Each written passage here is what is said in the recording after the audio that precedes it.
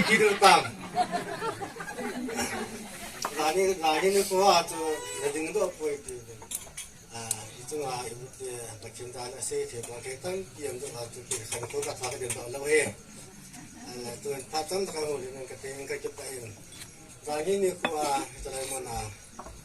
아빠가 나나나게 그분이 기대하고 한때 평화도 보내는 되면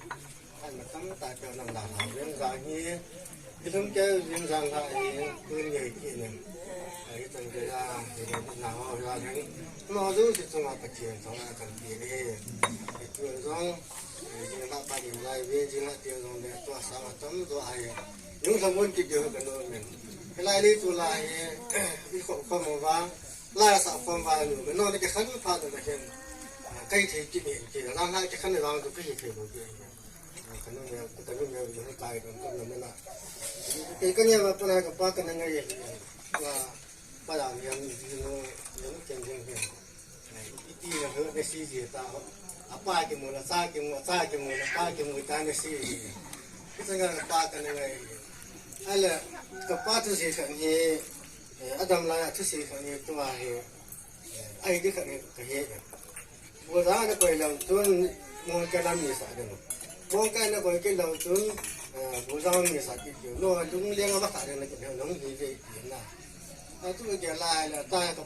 cái pam ta lâu thì cái là ngay cái chuyện là cái gì cái là không ví dụ con thì là tôi phải lùng hang hạt kiểu tập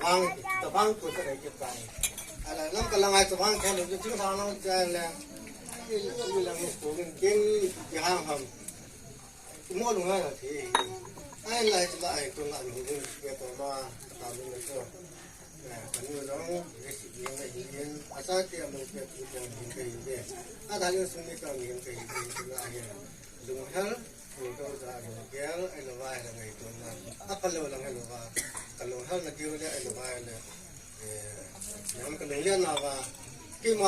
mà chơi qua thì đâu có chuyện chơi qua thì thì là bài các ngày nhất thì cái người viên họ cũng đi theo hiện sang tàu này là quan tàu này rồi là tàu là đã những người là gì còn là không tàu là hiện tiền thì chúng ta chống tàu là sử dụng cái sử dụng mà cái chuyện cái này chuyện cái